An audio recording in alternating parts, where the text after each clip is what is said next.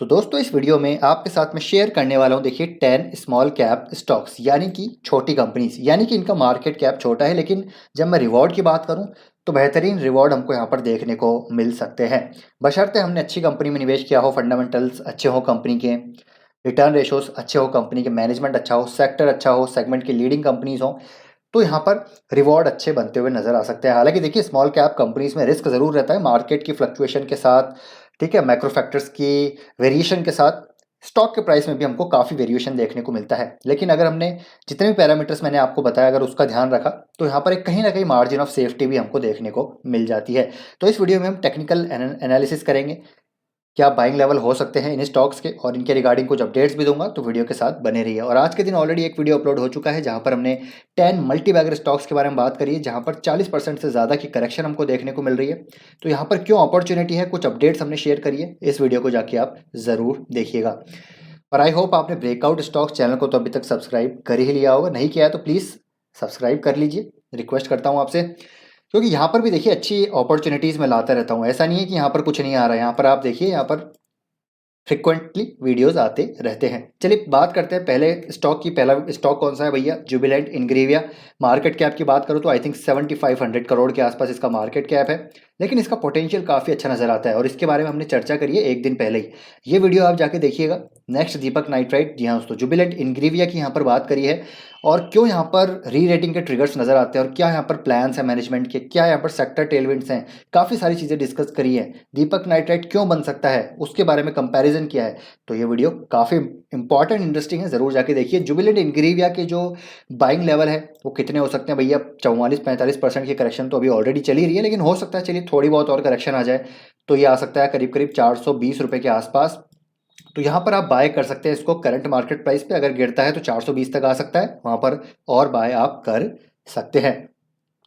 अब यहाँ पर देखिए इस स्टॉक की मैं बात करूं तो डेफिनेटली काफ़ी हाई पोटेंशियल वाले स्टॉक नजर आते हैं, लेकिन एलोकेशन आपको हमेशा ध्यान रखना है कि स्मॉल कैप कंपनीज में बहुत ज़्यादा नहीं देना है, क्योंकि जैसे मैंने बात करी फ्लक्चुएशन बहुत ज़्यादा होता है स्टॉक में, 50-50% तक की करेक्शन भी हो जाती है। तो वहाँ पर अगर कन्विक्शन नहीं होगा ना तो फिर हम थोड़ा सा पैनिक कर जाएंगे और माल बेच देंगे। तो इसलिए एलोकेशन का ध्यान रखिए, एलोकेशन कम रहेगा, अपने हिसाब से रहेगा, अपनी रिस्क एपेटाइट के अनुसार रहेगा, तो वहाँ पर हम ज़्यादा पैनिक नहीं करेंगे। तो ये है पहला स्टॉक।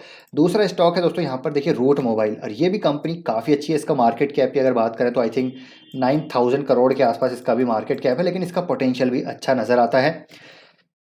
लीडिंग सी पास प्लेयर है कह सकते हैं, यहाँ पर काफ़ी सारी कंट्रीज़ में, आई थिंक 20 से ज़्यादा कंट्रीज़ में ऑलरेडी इसकी प्रेजेंस है। हाई ग्रोथ इंडस्ट्री को कंपनी बिलोंग करती है, हाई ग्रोथ गाइडेंस है मैनेजमेंट की, 40% के आसपास गाइडेंस देता है मैनेजमेंट, इनफैक्ट 50% तक यहाँ पर FY23 की गाइडेंस दी है। डेट फ्री कंपनी है, free cash flow positive company है, इनऑर्गेनिक ग्रोथ काफ़ी तेज़ी से कर रही है कंपनी, यानी कि लगातार एक्विजिशंस कर रही है, तो कंपनी काफ़ी अच्छी है।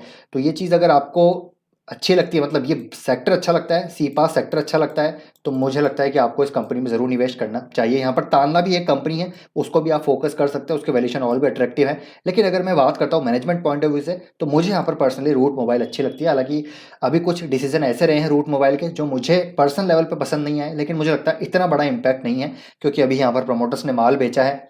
रीज़न कुछ भी हो सकता है, पर्सनल रीज़न हो सकते हैं, तो उसको मैं बहुत ज़्यादा यहाँ पर, देखिए मैं बिल्कुल अनबायस्ड ओपिनियन दे रहा हूँ दोस्तों आपको, मुझे जो लगता है वही शेयर कर रहा हूँ। अब ऐसा नहीं है कि मैं यहाँ पर नेगेटिव बोल दिया पिछले वीडियो में रूट के मोबाइल में, इसका मतलब यहाँ पर जो है मैंने माल बेच दिया। तो मेरा यहाँ पर अभी भी निवेश है और यहाँ पर मेरा उतना ही निवेश है मेरे रिस्क एपेटाइट के अकॉर्डिंग। तो आप अगर बाय करना चाहते हैं तो यहाँ पर आप करंट मार्केट प्राइस पे बाय इसको कर सकते हैं। हाई ग्रोथ अभी भी लगता है मुझे यहाँ पर, हाई ग्रोथ जो है यहाँ पर पोटेंशियल है।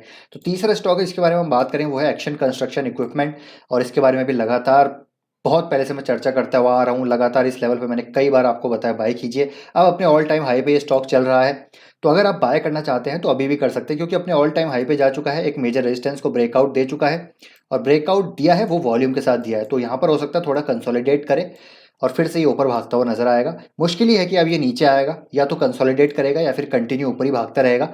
बाकी लेट से नीचे भी आता है तब भी यहाँ पर एक्यूमुलेट इसको किया जा सकता है। ये लॉन्ग टर्म की मुझे लगता है स्टोरी है। एस गजब की कंपनी है, 3500 करोड़ के आसपास इसका जस्ट मार्केट कैप है, बहुत छोटी कंपनी है। और गवर्नमेंट का जो पुश है इंफ्रा को लेकर, रियल एस्टेट को लेकर, मैन्युफैक्चरिंग को लेकर, ठीक है, और दूसरे एक्टिविटीज़ को लेकर, इकोनॉमिक एक्टिविटीज़ को लेकर, तो ये कंपनी यहाँ पर एक बेनिफिशियरी है और मार्केट लीडिंग कंपनीज है अपने इक्विपमेंट्स में। तो हम इसके बारे में कई बार चर्चा कर चुके हैं, तो इसको आप करंट मार्केट प्राइस पे बाय कर सकते हैं।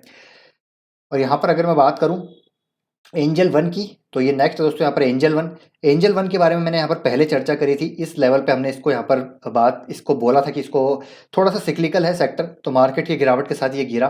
ठीक है, यहाँ पर भी आई थिंक हमने डिस्कस किया था इसको एक बार, आई थिंक डिस्कस किया था या नहीं डिस्कस किया था मुझे याद नहीं है, लेकिन अब मैं इसको बता रहा हूँ कि अब इसको बाय आप कर सकते हैं।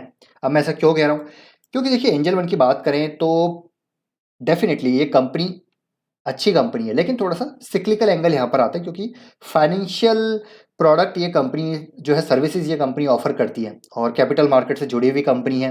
तो अगर मार्केट अच्छा चलेगा तो यहाँ पर डेफिनेटली ट्रेडिंग चाहे करेंसी में हो, कमोडिटी में हो, ठीक है, मार्जिन ट्रेडिंग की बात करें तो ये ज़्यादा होती हुई नजर आएगी। तो मार्केट जब अच्छा करेगा तो ये कंपनी अच्छी करेगी, मार्केट जब अच्छा नहीं करेगा तो ये कंपनी खराब करेगी। तो उस हिसाब से आपको इसको देखना है। तो थोड़ा रिस्क इसमें ज़्यादा है, लेकिन डेफिनेटली कंपनी के फंडामेंटल्स अच्छे हैं, मैनेजमेंट अच्छा है, ब्रोकिंग सर्विसेज कंपनी प्रोवाइड करा रही है, research services, investment advisory services. I think 17 के पी के आसपास ये कंपनी अभी ट्रेड कर रही है। अभी इसके बिजनेस मंथली अपडेट भी आए हैं, तो देखिए मंथली अपडेट काफ़ी अच्छा है। इसका जो एवरेज डेली टर्नओवर है, MOM जो ग्रोथ है मंथ ऑन मंथ 20% से ज़्यादा है। FNO कैश कमोडिटी की बात कर लीजिए, ईयर ऑन ईयर ग्रोथ भी काफ़ी अच्छी है।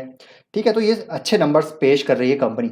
मार्केट इतना अच्छा नहीं है, लेकिन स्टिल यहाँ पर नंबर अच्छे पेश किए हैं। तो मार्केट जब अच्छा होगा तो और यहाँ पर ट्रेडिंग बढ़ती हुई नज़र आ सकती है। तो ये इसको बाय करना है तो करंट मार्केट प्राइस पर बाय कीजिए।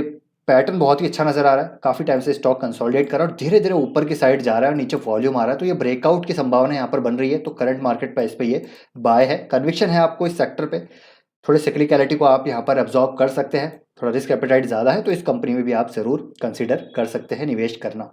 नेक्स्ट कंपनी है यहाँ पर प्रिंस पाइप, एक और शानदार कंपनी पाइप सेक्टर की।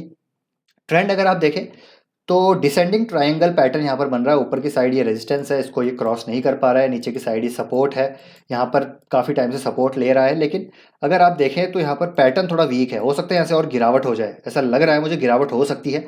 लेकिन वैल्यूएशन इसके अच्छे हैं, एस्ट्रल की वैल्यूएशन बहुत ज़्यादा है और इस कंपनी की ग्रोथ मुझे लगता है अच्छी आएगी। तो वैल्यूएशन के हिसाब से इस करंट मार्केट प्राइस पे इसको आप धीरे धीरे स्टैगर्ड वे में बाइंग कर सकते हैं। और अगर ये गिरता है तो फिर से करीब एक बार आपको 550 के लेवल पे मिलेगा, यहाँ पर आप और बाय कर सकते हैं। लेट्स सी Q2 के नंबर्स कैसे आते हैं, क्या इन्वेंट्री जो इश्यूज़ हैं वो रिजॉल्व होते हुए देखने को मिलते हैं नहीं, क्योंकि PVC जो रेजिन्स के प्राइस है वो तो काफ़ी डाउन आए हैं। बाकी लेट्स सी कितनी इन्होंने इन्वेंट्री रखी थी, कितना इन्होंने अब्जॉर्ब किया है, कितनी इन्होंने यहाँ पर माल निकाला है, वो सारी चीज़ें हम रिजल्ट आएगा तब एनालाइज करेंगे। लेकिन लॉन्ग टर्म का नज़रिया है तो यहाँ पर आप SIP कर सकते हैं करंट लेवल पे।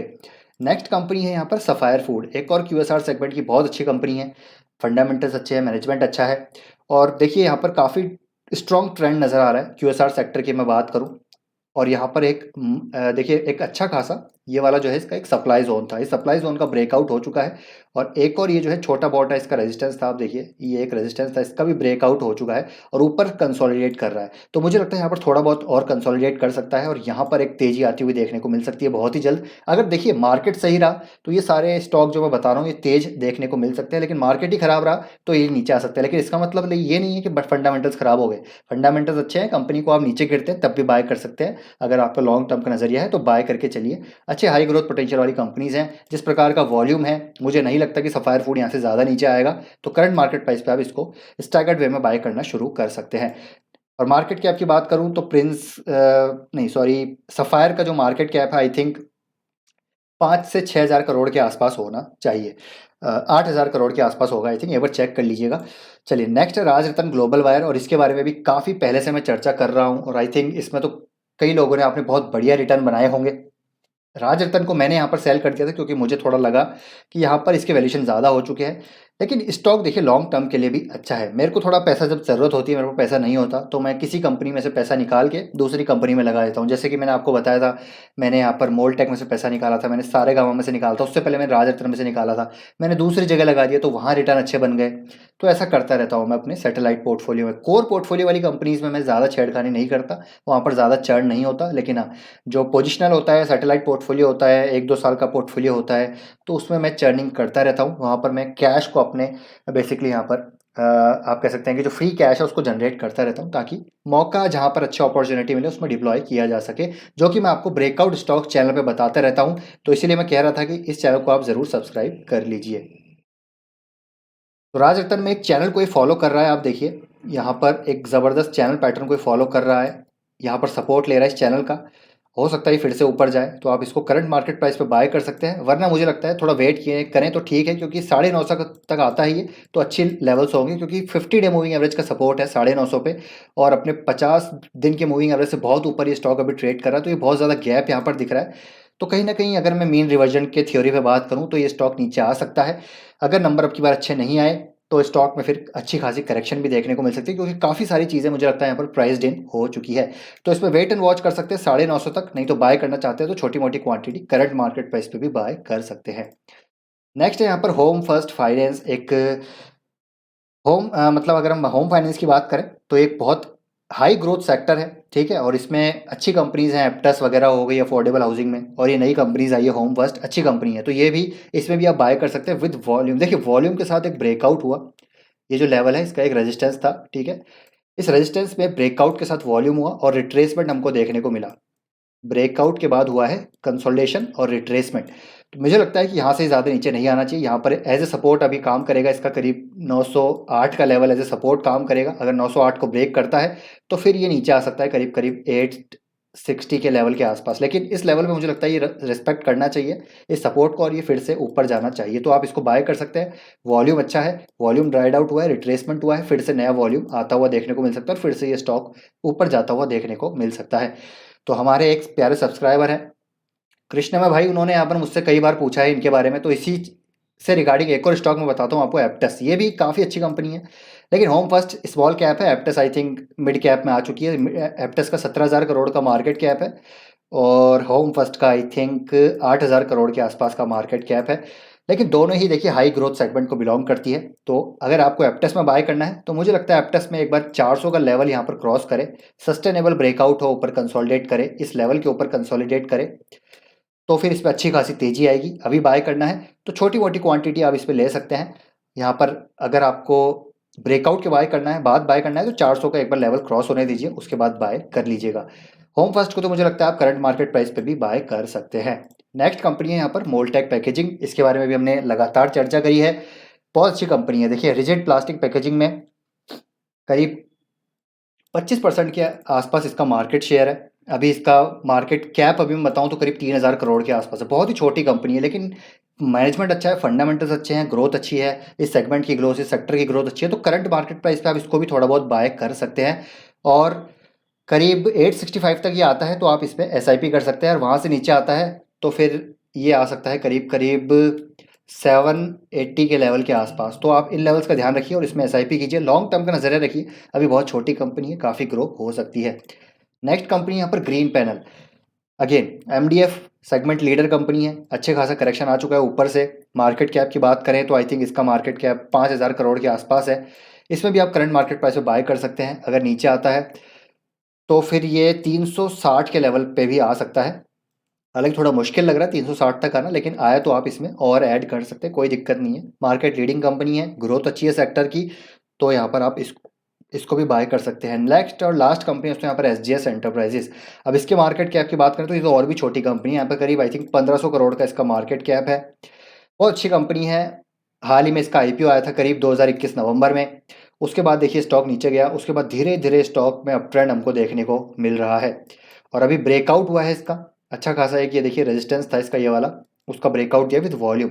अब यहाँ पर ये हो सकता है कंसोलिडेट करे, फिर से ऊपर जाता हुआ देखने को मिल सकता है। डेकोरेटिव एस्थेटिक सोल्यूशन प्रोवाइडर है, जो टू व्हीलर, यहाँ पर टू व्हीलर सेगमेंट है, फोर व्हीलर सेगमेंट है, उनके जो लोगोज होते हैं, जो वहाँ पर डिज़ाइन होते हैं, जो एम्बलम होते हैं, वो ये कंपनी बनाती है। जैसे कि महिंद्रा का लोगो आपने देखा होगा, ठीक है, स्कॉर्पियो वाला, वो इसने बनाया है। महिंद्रा का जो नया SUV वाला लोगो आया है, ठीक है, वो बैट जैसा आया है कुछ, वो इन्होंने बनाया है। TVS का घोड़ा इनका है, ठीक है, बजाज मारुति सुजुकी के लोगो इन्होंने बनाए हैं। इलेक्ट्रिक व्हीकल के क्लाइंट्स भी इनके पास हैं, जो है एक्सपोर्ट भी करती है ये कंपनी, तो ये कंपनी भी काफ़ी अच्छी नज़र आ रही है। इसके बारे में डिटेल हमने चर्चा करी है, लॉन्ग टर्म अच्छा नज़र आता है इसका, तो इसको भी आप करंट मार्केट प्राइस पे बाय कर सकते हैं। तो ये होगी दोस्तों स्मॉल कैप कंपनीज जहाँ पर अच्छी ग्रोथ पोटेंशियल नज़र आते हैं, तो इनको आप यहाँ पर कंसिडर कर सकते हैं। तो आई होप ये वीडियो आपको इन्फॉर्मेटिव लगा होगा। वीडियो पसंद आए तो लाइक शेयर एंड चैनल को सब्सक्राइब कर लीजिए। मिलते हैं आपसे नेक्स्ट वीडियो में, टिल देन टेक केयर।